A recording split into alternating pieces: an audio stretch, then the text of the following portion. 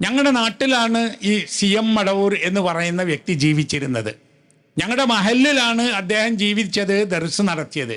ഞങ്ങളുടെ എല്ലാം മക്ബറ ആ മഹല്ലിൽ തന്നെയാണ്. 2 ദിവസം മുമ്പും ഞാൻ ആ പള്ളിയിൽ പരിസരത്തും പോയിട്ടുമുണ്ട്. ഞങ്ങളുടെ ഒരു കുടുംബത്തിൽപ്പെട്ട വ്യക്തിയുമാണ്.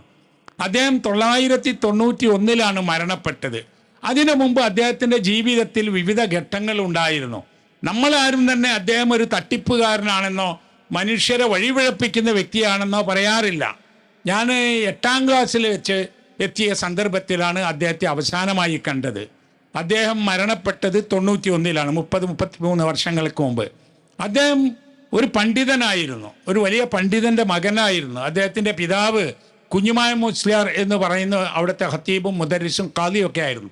അദ്ദേഹത്തിൻ്റെ മക്കളൊക്കെ ഇതേമാതിരി പണ്ഡിതന്മാരായിരുന്നു. ഇദ്ദേഹത്തിൻ്റെ ഈ അബൂബക്കർ മുസ്ലിയാർ എന്ന് പറയുന്ന ഈ CM വലിയുല്ലാഹി എന്ന് പറയുന്ന അദ്ദേഹത്തിൻ്റെ അനുജൻ സൈനുദ്ദീൻ മുസ്ലിയാർ എൻ്റെ ഉസ്താദാണ് മദ്രസയിൽ. ഈ CMൻ്റെ ജ്യേഷ്ഠൻ മുഹമ്മദ് മുസ്ലിയാർ നമുക്കൊക്കെ അറിയുന്ന ആളുകളാണ്. ഇവരൊക്കെ തന്നെയും വളരെ നല്ല സ്വഭാവത്തിൽ ജീവിക്കുകയും നല്ല നിലയിൽ പെരുമാറുകയും ചെയ്തിരുന്ന ആളുകളാണ്. അങ്ങനെ ബാക്കിയാത്തിലൊക്കെ പഠിച്ചു വന്ന് നാട്ടിൽ ദർസ് നടത്തിക്കൊണ്ടിരിക്കുന്ന സമയത്ത് ഇദ്ദേഹത്തിന് ചില മാറ്റങ്ങൾ കണ്ടു. പള്ളിയിൽ തന്നെ ഇരിക്കുക, ഖുർആൻ ഓതിക്കൊണ്ടേയിരിക്കുക, കരഞ്ഞുകൊണ്ടിരിക്കുക, വീട്ടിൽ പോവാതിരിക്കുക. ഇങ്ങനെ ആയ സമയത്ത് എന്തോ ഒരു മാറ്റമുണ്ട്, എന്തോ ഒന്ന് കിട്ടിയിട്ടുണ്ട് എന്നും പറഞ്ഞ ആളുകൾ പിന്നാലെ കൂടിയതാ. എന്നിട്ട് അദ്ദേഹത്തെ കോഴിക്കോട്ടേക്ക് കൊണ്ടുപോയി.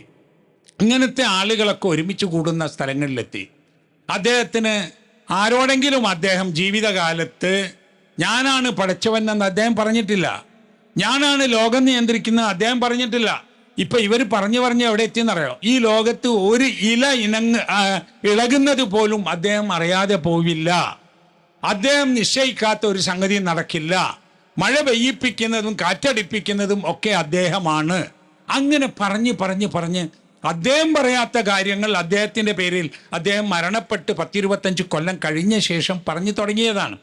അദ്ദേഹം അവസാന കാലത്ത് ജീവിച്ചത് ഇവിടെ കോഴിക്കോട്ട് ഇടിയങ്ങരയിലാണ്. അദ്ദേഹത്തെക്കുറിച്ച് അവർ തന്നെ എഴുതിയ പുസ്തകത്തിലുണ്ട് 14 വർഷമോ 12 വർഷമോ മറ്റോ ഒരു വീടിൻ്റെ മുകളിൽ താഴെ ഇറങ്ങാതെ അയാൾ ജീവിച്ചിട്ടുണ്ട് എന്നാണ്. എന്താണ്, ജുമാക്ക് പോലും അദ്ദേഹം പോയിരുന്നില്ല എന്നാണ്, ജമാഅത്തിന് പോയിരുന്നില്ല എന്നാണ്. അദ്ദേഹത്തിൻ്റെ മാനസികാവസ്ഥ മനസ്സിലാക്കുന്ന ആളുകൾക്കറിയാം അദ്ദേഹം ജുമാക്ക് പോകണമെന്നില്ല. കാരണം തക്ലീഫ് ഉണ്ടാകുന്ന ഒരവസ്ഥയിൽ നിന്ന് അദ്ദേഹം മാറിക്കഴിഞ്ഞിരുന്നു. അതുകൊണ്ട് തന്നെയാണ് അദ്ദേഹം ഇത്രയും വലിയ പണ്ഡിതനായിട്ടും മുദരിസായിട്ടും ഖത്തീബായിട്ടും ഖാദിയായിട്ടും ഒക്കെ ഇങ്ങനെയുള്ളൊരു ജീവിതത്തിലേക്ക് പോയിട്ടുള്ളത്. പിന്നെ അദ്ദേഹത്തിൻ്റെ അടുത്ത ആളുകൾ പോയി പറയും സുഖമില്ല എന്ന് പറയും. അപ്പോൾ അദ്ദേഹം പറഞ്ഞിരുന്നത് അത് അള്ളാഹു സുഖപ്പെടുത്തി തരട്ടെ എന്നാണ്. ഏതൊരാളും പ്രാർത്ഥിക്കും പോലെയാണ്. ചിലപ്പോൾ പറയും ആ രോഗം വേണ്ട എന്ന് പറയും. പിന്നെ അദ്ദേഹത്തിൻ്റെ സംസാരത്തിൽ ചില അവ്യക്തതകൾ വന്നു. ആ അവ്യക്തതകളൊക്കെയാണ് ഇപ്പം കറാമത്താക്കി മാറ്റുന്നത്. ഞാൻ അവിടെ അവർ ഈ ജാറമുണ്ടാക്കുകയും വ്യാപകമായി പ്രചാരണം നടത്തുകയും ചെയ്തപ്പോൾ 34 വർഷങ്ങൾക്ക് മുമ്പ് ഇത് നടത്തുന്ന പ്രധാന ഭാരവാഹികളോടൊക്കെ ഞാൻ സംസാരിച്ചിട്ടുണ്ട്.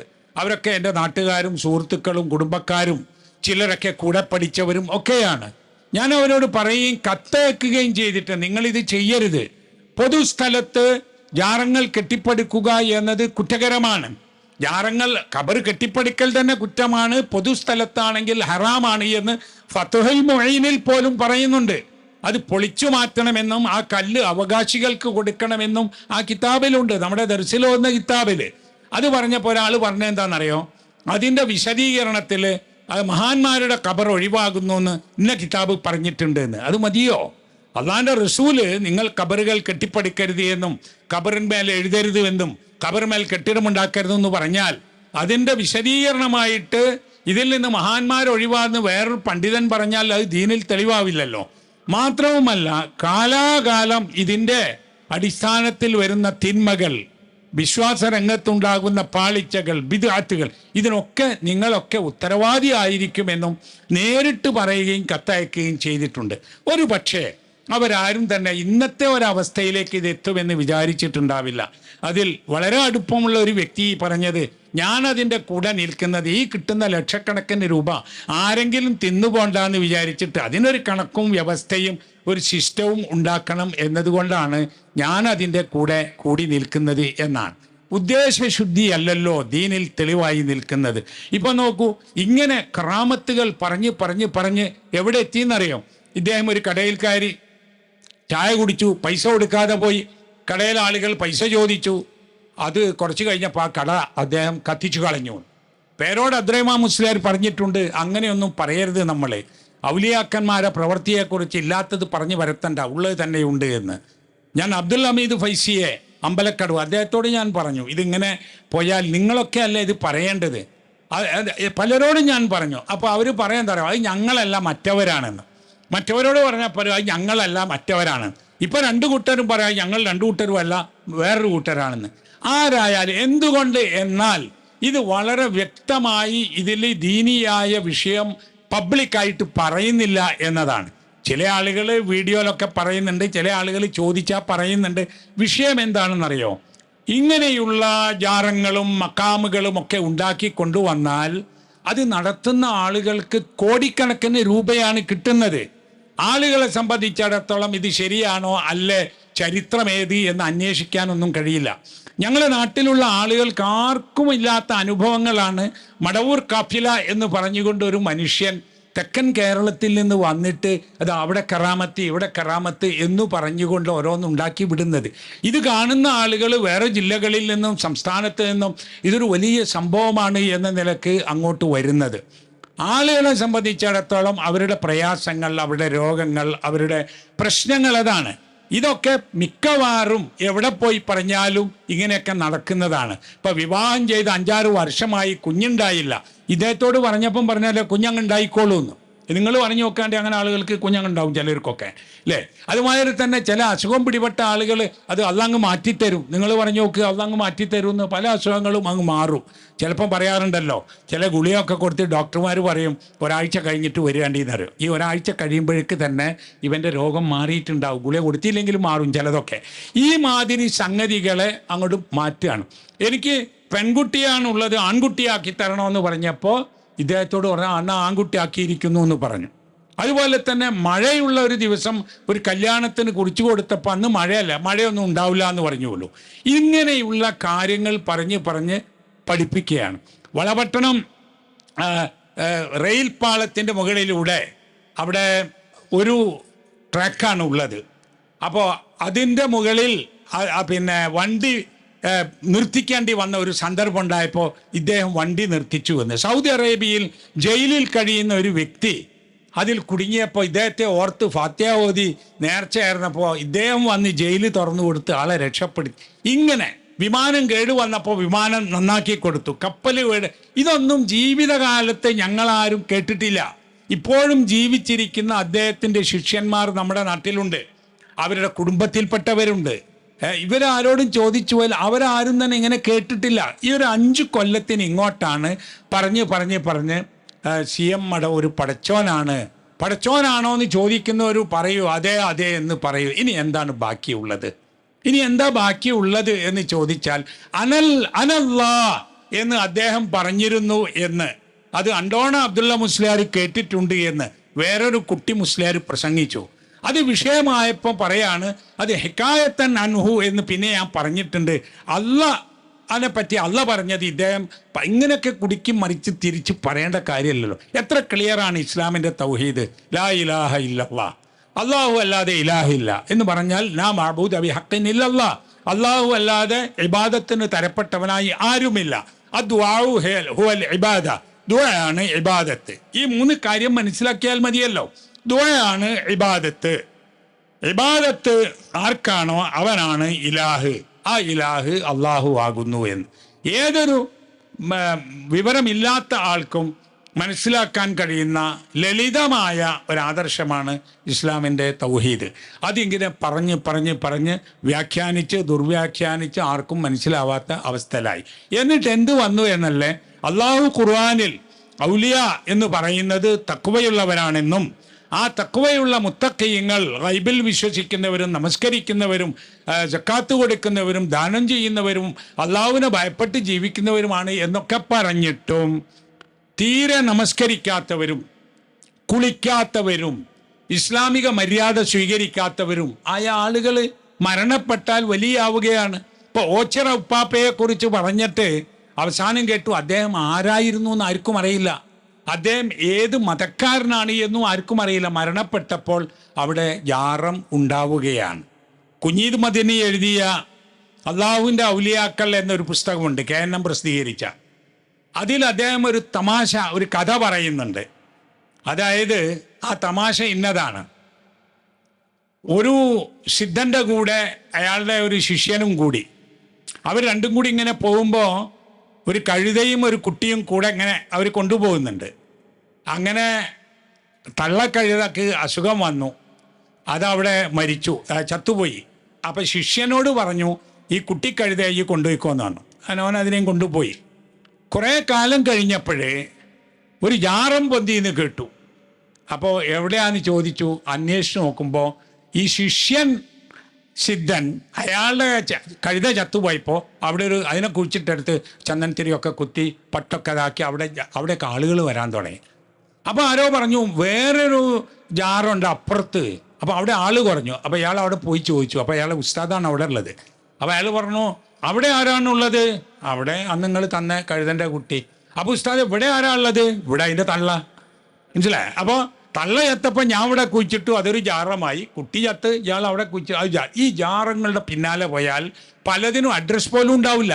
ഇപ്പം ഈ പറയുന്നത് അഡ്രസ്സുണ്ട്, ചരിത്രമുണ്ട്, ആരാണെന്ന് അറിയാം, ഒക്കെ അറിയാം. എന്നാൽ നിങ്ങൾ നോക്കൂ, പലതും ആരാണെന്ന് അറിയില്ല.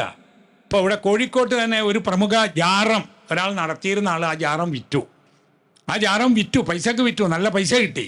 അപ്പോൾ ഇയാൾക്ക് വരുമാനം പോയല്ലോ. അയാൾ ബീച്ചിൽ അപ്പുറത്ത് പോയിട്ട് വേറൊരു പഴയ കബർ കണ്ടെത്തി, അത് നന്നാക്കി എടുത്തിട്ട് അത് മോടി പിടിപ്പിച്ച് ഇപ്പം അവിടെയും ആൾക്കാർ വരാൻ തുടങ്ങി. നല്ലൊരു ബിസിനസ്സായി മാറുകയാണ്. ഇത് ഇസ്ലാമിക വിരുദ്ധമാണ്. ഇപ്പോൾ ആളുകൾ ഹജ്ജിന് പോകുന്നത് ഇത്തരം ജാറങ്ങളിൽ പോയി ദുആ ചെയ്തിട്ടാണ് ഹജ്ജിന് പോണത്. എന്തിനാണ് അതെന്നറിയോ? മക്കത്ത് പോയി ഹജ്ജ് ചെയ്യുമ്പോൾ പ്രയാസം വരാതിരിക്കാൻ ഇവിടെ പ്രസാദിപ്പിക്കണം, ഇവിടെ നേർച്ച നേരണം, എന്നിട്ട് പോവാണ്.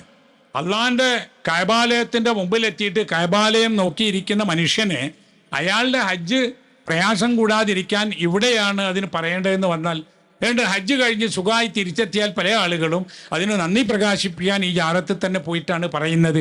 അപ്പം ഇത് വലിയൊരു വ്യതിയാനമാണ് എന്ന് മനസ്സിലാക്കിയത് കൊണ്ടാണ് ഇസ്ലാഹി പ്രസ്ഥാനം അതിൻ്റെ ആദ്യ നാൾ മുതൽക്ക് എന്താണ് തൗഹീദ് എന്ന് വളരെ കൃത്യമായി പഠിപ്പിച്ചു കൊടുക്കുന്നത്, എന്താണ് ഷിർക്ക് എന്ന് പഠിപ്പിച്ചു കൊടുക്കുന്നത്, എന്താണ് ബിദ്അത്ത്, എന്താണ് സുന്നത്ത് എന്ന് പഠിപ്പിച്ചു കൊടുക്കുന്നത്. റസൂൽ സല്ലല്ലാഹു അലൈഹി വസല്ലം പറഞ്ഞല്ലോ, അവസാനം പറഞ്ഞ വാക്കുകളിലൊന്നാണ് അല്ലാഹുമ്മ ലാ തജ്അൽ ഖബ്രി വഥനൻ യുഅബദ്. അള്ളാഹു എൻ്റെ ഖബറിനെ ആരാധിക്കപ്പെടുന്ന ഒരു വിഗ്രഹമാക്കല്ലേ. അല്ലാഹുമ്മ ലാ തജ്അൽ ഖബ്രി ഈദ, എൻ്റെ ഖബറിനെ ഒരു ഉത്സവ സ്ഥലമാക്കരുതേ എന്നൊക്കെ പറഞ്ഞത് ഈ സമൂഹത്തെ ബോധവൽക്കരിക്കാൻ കൂടിയാണ്. അതുകൊണ്ട് തന്നെ നമ്മുടെ പ്രവർത്തനം അവിരാമം തുടരണം. നമ്മൾ അഹ്ലുസുന്നത്തി വൽ ജമാഅയാണ്, നമ്മൾ യഥാർത്ഥ സുന്നി വിശ്വാസമുള്ള ആളുകളാണ്. അതുകൊണ്ട് തന്നെ ഷിയാക്കൾ കൊണ്ടുവന്നിട്ടുള്ള ഇത്തരത്തിലുള്ള തിന്മകളൊക്കെ അത് ഷിയായിസമാണ് എന്ന് നമ്മൾ പറയണം. ആരാണ് ലോകത്ത് ഖബറുകൾ കെട്ടിപ്പടുത്ത് തുടങ്ങിയത്? അത് ഷിയാക്കളാണ്. ആരാണ് നബിദിനാഘോഷം ആദ്യമായി തുടങ്ങിയത്? അത് ഷിയാക്കളാണ്. ആരാണ് മുദബ്ബിറുൽ ആലം? ഇപ്പോൾ അലി റളിയല്ലാഹു അൻഹുവിനെ കുറിച്ച് മുദബ്ബിറുൽ ആലം ആണ് എന്ന് ചില ഷിയാക്കൾ പറഞ്ഞിട്ടുണ്ട്, അവരുടെ പുസ്തകങ്ങളിലുണ്ട്.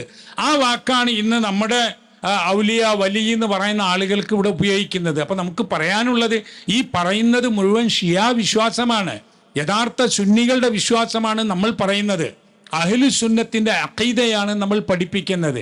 നിങ്ങൾ നോക്കൂ, ഇസ്ലാമിൽ ഒരുപാട് ചരിത്രങ്ങൾ വന്ന കൂട്ടത്തിൽ എടുത്തു നോക്കിയാൽ അറിയാം. ഇപ്പോൾ റസൂൽ സല്ലല്ലാഹു അലൈഹി വസല്ലമയുടെ വാക്കുകൾ നോക്കിയാൽ ഖബറുകൾ കെട്ടിപ്പടുക്കരുത്, ഖബറുമേൽ നടക്കരുത്, ഖബറുമേൽ കെട്ടിടമുണ്ടാക്കരുത്, ഖബറുമേൽ എഴുതരുത്, ഇങ്ങനെയല്ലാതെ അതിൽ നിന്ന് ഏതെങ്കിലും ഒന്ന് ഒഴിവാണെന്ന് പറഞ്ഞിട്ടില്ലല്ലോ. സഹാബത്തും അങ്ങനെ തന്നെയാണ് ചെയ്തത്. ഖലീഫമാരോ മറ്റ് സഹാബികളോ താബിഈങ്ങളോ അവരുടെ കാലത്ത് മരണപ്പെട്ടു പോയ ആളുകളുടെ ജാറങ്ങൾ ഉണ്ടാക്കി വെച്ചിട്ടില്ല. അത് പിൽക്കാലത്ത് 3 നൂറ്റാണ്ടും കഴിഞ്ഞ ശേഷമുണ്ടായ ഒരു ഏർപ്പാടാണ്. അതുകൊണ്ട് തന്നെ നമ്മൾ ഈ ചരിത്രം പറഞ്ഞു കൊടുക്കണം. എന്താണ് അഹ്ലുസുന്ന, ആരാണ് യഥാർത്ഥ സുന്നികൾ എന്ന് പറയണം, എന്താണ് തൗഹീദ് എന്ന് പറയണം, ഏതാണ് യഥാർത്ഥത്തിലുള്ള അഖീദ എന്ന് പറയണം. അങ്ങനെയാണെങ്കിൽ പിന്നെ ആളുകൾ ആലോചിക്കും. ഞാൻ വ്യക്തിപരമായി ഈ വിഷയം ഒരുപാട് ആളുകളോട് സംസാരിച്ചു. എവിടെ? മടവൂരിലുള്ള ആളുകൾ, ഇതൊക്കെ ആയി ബന്ധപ്പെട്ടവരോട്. അവർ പറയുന്നത് നമുക്ക് അങ്ങനെ ഒരു വിശ്വാസം ഇല്ല എന്നാണ്. CM മടവൂർ പടച്ചവനാണെന്ന് ഞങ്ങൾക്ക് വിശ്വാസമില്ല എന്നാണ്. അദ്ദേഹം മുദബ്ബിറുൽ ആലമാണ്, ഏത് ഞങ്ങൾക്ക് വിശ്വാസമില്ല എന്ന്. എന്നാൽ നിങ്ങളെല്ലാം കൂടി ഞങ്ങൾക്കിതൊരു വിശ്വാസമില്ല എന്ന് പറയണ്ടേ? അത് പറയുമ്പോഴുള്ള പ്രശ്നം ആളുകൾ അവിടേക്ക് നേർച്ചയും പണവുമായി വരുമ്പോൾ അത് കുറഞ്ഞു പോകുമോ എന്ന ഒരു ഭയമായിരിക്കുമെന്നാണ് ഞാൻ മനസ്സിലാക്കുന്നത്. ഇപ്പോഴും ഞാൻ വ്യക്തിപരമായി ഇത് പറയുന്നുണ്ട്. നമ്മുടെ ആളുകൾ ഏതാണ്ട് മടവൂരിലും പരിസര പ്രദേശങ്ങളിലും 25ഓളം പള്ളികളുണ്ട്. ഈ KNM-ഉം പിന്നെ അതിൻ്റെ കീഴിലുള്ള ഘടകങ്ങൾക്കൊക്കെ ആയിട്ട് മടവൂർ പഞ്ചായത്തിൽ തന്നെ 10 പള്ളികളുണ്ട്. ഇതിനടുത്ത് തന്നെ നമ്മുടെ അൽമദീന ഇസ്ലാമിക് സെൻ്റർ ഉണ്ട്. നിരന്തരമായി നമ്മൾ ബോധവൽക്കരണം നടത്തുന്നുണ്ട്, വയല് നടത്തുന്നുണ്ട്, പ്രഭാഷണം നടത്തുന്നുണ്ട്, ആളുകൾക്ക് കാര്യങ്ങൾ മനസ്സിലാകുന്നുമുണ്ട്. പിന്നെ ഇതുപോലുള്ള ഒരു സംഗതി ഒരു ബിസിനസ്സുമായി ബന്ധപ്പെട്ട് വന്നാൽ പിന്നെ അത് ഇല്ലാതാക്കുക കുറേ പ്രയാസമാണ്. അതുകൊണ്ടാണ് തുടക്കകാലത്ത് തന്നെ ഇതിൻ്റെ ആളുകളോട് പറയുകയും ബോധവൽക്കരിക്കുകയും ചെയ്യാൻ. അന്ന് അതായത് 91-ലാണ് ഇദ്ദേഹം മരിച്ചത്. അന്ന് തന്നെ നമ്മുടെ പ്രവർത്തകർ ശ്രമിക്കുകയും അത് ബോധവൽക്കരിക്കുകയും ചെയ്തിട്ടുണ്ട്. ഏതായാലും ഈ പരിപാടി നന്നായി. എന്താണ് നമ്മുടെ അഖീദ, അഹ്ലുസുന്നത്തി വൽ ജമാഅയുടെ അഖീദ, യഥാർത്ഥ സുന്നി വിശ്വാസം എന്ന് നമ്മൾ പറയണം.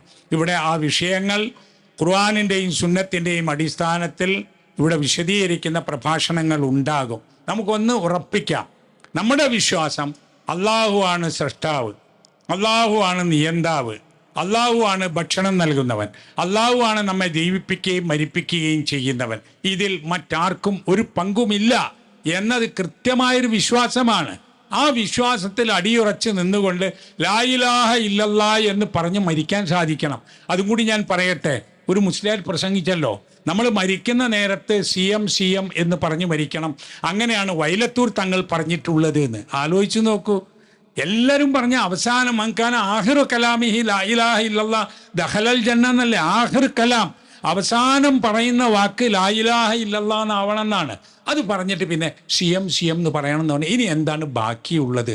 നമ്മുടെ ഒരു രൂപവും ഭാവവും നമ്മുടെ പേരും മാത്രം അവശേഷിക്കുമെന്നല്ലാതെ യഥാർത്ഥ വിശ്വാസത്തിൽ ഉണ്ടാവേണ്ട എന്താണ് നമുക്ക് ബാക്കിയുണ്ടാവുക എന്ന് നമ്മൾ ഈ ആളുകളോടും ചോദിക്കണം, സ്വയം ചിന്തിക്കുകയും ചെയ്യണം. ഏതായാലും ഈ പരിപാടിക്ക് എല്ലാവിധ അഭിനന്ദനങ്ങളും അറിയിക്കുകയും ഇത്തരം പ്രവർത്തനങ്ങൾ ഈ കേരള ജമിയത്തുൽ ഉലമ അഹ്ലുസുന്നത്തി വൽ ജമാഅ, അതാണ് ആ സംഘടനയുടെ പേര്. നമ്മുടെ ജമിയത്തുൽ ഉലമയുടെ ഫുൾ പേര് കേരള ജമിയത്തുൽ ഉലമ അഹ്ലുസുന്നത്തി വൽ ജമാഅ എന്നാണ്. അപ്പോൾ സുന്നത്ത് ജമാഅത്തിൻ്റെ ഈ തെളിഞ്ഞ ആദർശം ജനങ്ങളിലേക്ക് എത്തിക്കുവാനുള്ള പ്രവർത്തനങ്ങളിൽ എല്ലാവരും പങ്കാളികളാവണം. ഞാനിതിപ്പോൾ പറഞ്ഞിട്ട് കാര്യമുണ്ടോ എന്ന് ചോദിക്കേണ്ട, എന്നാലും പറഞ്ഞു കൊടുക്കണം. ഇതിന് നന്മകൾ ഉണ്ടാകും എന്നതിൻ്റെ ഗുണമാണ് അള്ളാഹുവിൻ്റെ അനുഗ്രഹത്താൽ കേരളത്തിൽ നമ്മുടെ പ്രസ്ഥാനത്തിൻ്റെ നേതൃത്വത്തിൽ 1000-ലേറെ സ്ഥലങ്ങളിൽ പള്ളികളും മദ്രസകളും ഇസ്ലാമിക് സെൻ്ററുകളും നമ്മുടെ ശാഖകളും, അതിൽ തന്നെ KNM-ഉം ISM-ഉം MSM-ഉം MGM-ഉം അതിന് മേൽനോട്ടമായിക്കൊണ്ടുള്ള ജമിയത്തുൽ ഉലമയൊക്കെ പ്രവർത്തിക്കുന്നത്. അള്ളാഹു സുബ്ഹാനഹു വ തആല നമ്മെ എല്ലാവരെയും അനുഗ്രഹിക്കും.